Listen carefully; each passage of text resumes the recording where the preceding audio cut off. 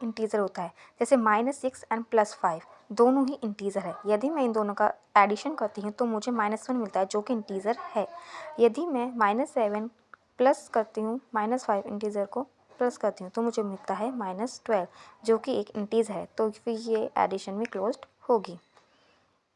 उसी प्रकार सब्ट्रैक्शन में मैं 7 - 5 दो इंटीजर्स का डिफरेंस लेती हूँ तो मुझे 2 मिला, और ये मैं 5 - 7 करती हूँ तो मुझे -2 मिला। दोनों ही इंटीजर है, इसीलिए ये भी इसमें क्लोज्ड होगा।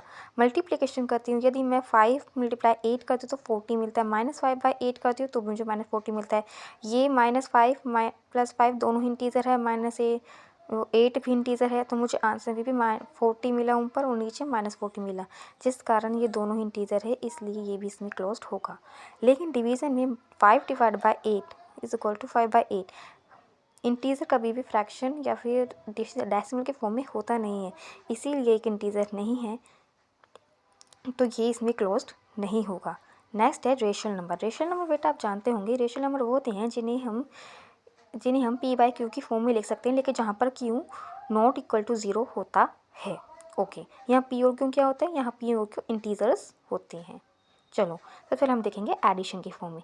एडिशन की फॉर्म में देखेंगे तो हम यदि मैं किन्हीं भी दो रेशियो नंबर को ऐड करती हूँ तो मुझे रेशियो नंबर मिलता है, तो फिर ये एडिशन में क्लोज्ड होगा। सब्ट्रैक्शन में यदि मैं दो रेशियो नंबर को सब्ट्रैक्ट कर रही हूँ तो मुझे रेशियो नंबर मिल रहा है, तो फिर ये भी क्लोज्ड है। यदि मैं मल्टीप्लिकेशन में दो नंबर्स का मल्टीप्लाई करूँ तो मुझे रेशियो नंबर मिल रहा है, तो ये भी क्लोज्ड है। बट डिवीज़न में इसकी सिचुएशन चेंज हो जाती है। डिवीज़न में क्या होता है? A is a ratio number, A ratio number है। यदि मैं ए रेशियो नंबर को 0 से डिवाइड कर देती हूँ तो वो डिफाइंड ही नहीं हो पाता है। लेकिन यदि मैं 3/5 डिवाइड बाय 2/5 जो कि दोनों ही रेशियो नंबर है, इनको दोनों को डिवाइड करती हूँ तो मुझे रेशियो नंबर मिल जाता है। तो इससे हमें यह पता लगता है कि बट इफ़ वी यदि हम 0 को एक्सक्लूड कर दें collection of other ratio number से, तो फिर डिवीज़न के अंदर ये क्लोज्ड हो जाता है। लेकिन a/0 इज़ नॉट डिफाइंड, ये डिफाइंड ही नहीं हो पा रहा है, इसीलिए रेशियल नंबर डिवीज़न से क्लोज नहीं होता है। यहाँ तक आपने क्लोजर प्रॉपर्टी सीख ली है। नेक्स्ट हम चलते हैं कम्यूटेटिव प्रॉपर्टी। बेटा कम्यूटेटिव प्रॉपर्टी वो होती हैं जिसमें कि a + b = b + c addition में हो। होल नंबर्स के लिए देखो दोनों इक्वल आने चाहिए, LHS = RHS होना चाहिए। ओके, अब देखो एडिशन में 0 + 7 = 7 + 0, यहाँ पर LHS और RHS आंसर करने पर 7 ही आ रहा है, ये होल नंबर है, 7 हमारा होल नंबर है, तो फिर इसमें क्लोज्ड होगा।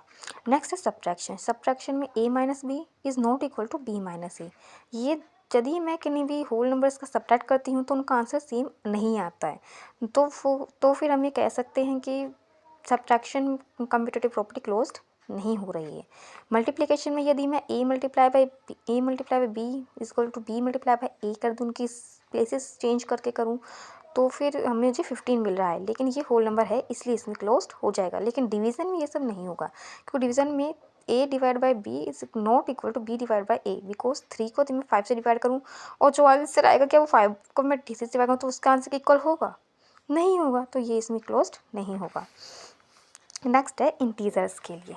इंटीजर्स के लिए जब मैं एडिशन में कम्यूटेटिव प्रॉपर्टी देखूंगी तो मुझे मिलेगा कि 5 - 5 + 3 - 2 और 3 + -5 = -2। दोनों ही ये LHS RHS दोनों इक्वल है, सो ये इसमें क्लोज्ड हो जाएगा। का सब्ट्रैक्शन में यदि मैं किन्हीं भी टू इंटीजर्स का सब्ट्रैक्ट करती हूँ, उनका डिफरेंस लेती हूँ, तो वो एक दूसरे के इक्वल नहीं आते हैं, इसीलिए सब्ट्रैक्शन के लिए इंटीजर में कम्यूटेटिव प्रॉपर्टी फॉलो नहीं हो रही है। मल्टीप्लिकेशन में यदि मैं टू इंटीजर्स का मल्टीप्लिकेशन करती हूँ, जैसे 3 × -3 = -3 × 5, 5 को मैं -3 से मल्टीप्लाई किया तो -15 आया। यदि मैं -3 को 5 से मल्टीप्लाई करूँ तो मुझे -15 मिले। दोनों ही LHS RHS इक्वल है, तो हम कह सकते हैं कि जो कम्यूटेटिव प्रॉपर्टी वो इंटीजर्स में मल्टीप्लिकेशन में क्लोज्ड हो रही है। डिवीज़न, यदि मैं 5 को डिवाइड करती हूँ -3 से या फिर -3 को डिवाइड करती हूँ 5 से, क्या तो इसका आंसर इक्वल आएगा? क्या LHS = RHS आएगा? नहीं आएगा, इसीलिए ये भी डिवीज़न में क्लोज्ड नहीं हो रहा है। अब रेशियल नंबर में यदि हम एडिशन प्रॉपर्टी देखें, एडिशन फॉर्म में देखें कम्यूटेटिव प्रॉपर्टी को, तो -2/3 + 5/7 इज इक्वल टू 5/7 + -2/3। यदि मैं तुमको ऐड करती हूँ तो LHS क्या RHS आ जाएगा, सेम आता है, इसलिए इसमें ये क्लोज हो जाएगा। नेक्स्ट है सब्ट्रैक्शन। यदि मैं कम्यूटेटिव प्रॉपर्टी को इंटीजर नंबर के लिए सब्ट्रैक्शन फॉर्म में देखूं, तो यदि मैं किन्हीं भी दो इंटीजर रेशनल नंबर का सब्ट्रैक्शन करती हूं तो मुझे क्या रेशियो नंबर मिल रहे हैं, रेशियो नंबर तो मिल रहे हैं, बट वो LHS not equal to RHS, वो दोनों से इक्वल नहीं हो रहे हैं, इसीलिए हमें से क्लोज्ड प्रॉपर्टी में नहीं आएगी कि जो रेशियो नंबर के जो कम्यूटेटिव प्रॉपर्टी है वो क्लोज नहीं हो रही है सब्ट्रैक्शन में।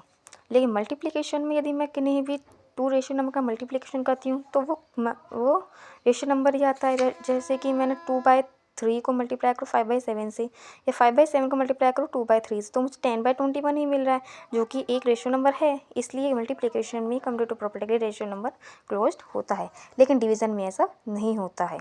ओके, नेक्स्ट है हमारे पास एसोसिएटिविटी प्रॉपर्टी।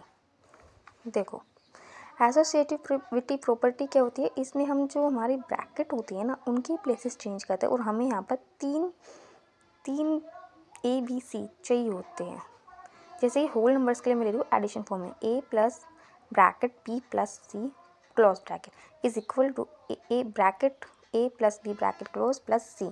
ये दोनों एक दूसरे के इक्वल आना चाहिए सोल्व करने। यदि इक्वल आते हैं तो एडिशन की एसोसिएटिव प्रॉपर्टीज क्लोज होगी, यदि नहीं आते तो नहीं होगी। ओके, नेक्स्ट देखो, जैसे मैं 2, 3, 4 इन दोनों को मैं इस फॉर्म में लिखूँ, इस वाली फॉर्म में एसोसिएटिव एडिशन के लिए, तो फिर 9 इक्वल टू 9 आ रहा है, दोनों ही होल नंबर है, तो ये इसमें क्लोज हो जाएगा। लेकिन सब्ट्रैक्शन में दोनों के आंसर सेम नहीं आएंगे, तो इसमें ये क्लोज नहीं होगा। मल्टीप्लिकेशन करते हैं तो हमें LHS is equal to RHS मिल जाता है, लेकिन डिवीज़न में नहीं होता है, इसलिए मल्टीप्लिकेशन में क्लोज होगी, डिवीज़न में वो क्लोज नहीं होगी। नेक्स्ट है 4 इंटीजर्स। इंटीजर्स के लिए यदि मैं किन्हीं भी 3 इंटीजर्स के दूसरे से ऐड करती हूँ एसोसिएटिव प्रॉपर्टी के थ्रू, तो वो इंटीजर्स ही आएंगे, तो फिर ये इसमें क्लोज्ड होगी। लेकिन सब्ट्रैक्ट करती हूँ तो वो क्लोज नहीं होगी, LHS not equal to RHS, इसीलिए इसमें क्लोज्ड नहीं होगी। नेक्स्ट है multiplication. -2 multiply by 3 multiply by 4 is equal to -2 multiply by 3 close bracket multiply by 4।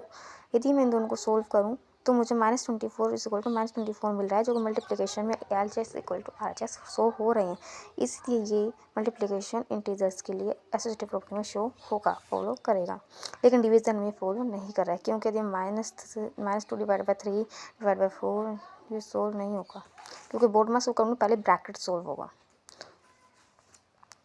यहाँ तक हमने देख लिया। बट 4 रेशियल नंबर के लिए मैं ऐड करती हूँ कि नहीं भी 3 रेशियल नंबर को, तो एक दूसरे में एसोसिएटिव प्रॉपर्टी के थ्रू ऐड करती हूँ, तो फिर जैसे मैंने यहाँ पे एग्जांपल लिया हुआ है 2/3 प्लस 1 ब्रैकेट में 1/3 plus 4/3 bracket close equal to bracket 2/3 plus 1/3 bracket close plus 4/3। यदि मैं इनको बोर्ड मास रूल से सोल्व करती हूँ तो मुझे यहाँ पे मिलता है 2/3 प्लस 5/3, और यहाँ मुझे मिलेगा इधर ये वाला राइट हैंड साइड 3/3 प्लस 4/3। यदि मैं लेफ्ट हैंड साइड सोल्व करती हूँ तो मुझे मिलता है 7/3, और राइट हैंड साइड सोल्व करती हूँ 7/3। LHS is equal to RHS, so ये एडिशन में शो हो जाएगा। नेक्स्ट है सब्ट्रैक्शन। यदि मैं किन्हीं भी 3 रेशियो नंबर को एसोसिएटिव प्रॉपर्टी के थ्रू ने सब्ट्रैक्ट करती हूँ, जैसे कि यहाँ पे एग्जांपल दिया हुआ है -2/3 minus bracket 1/3 minus 4/3 bracket close, right hand side है bracket 2/3 minus 1/3 bracket close minus 4/3।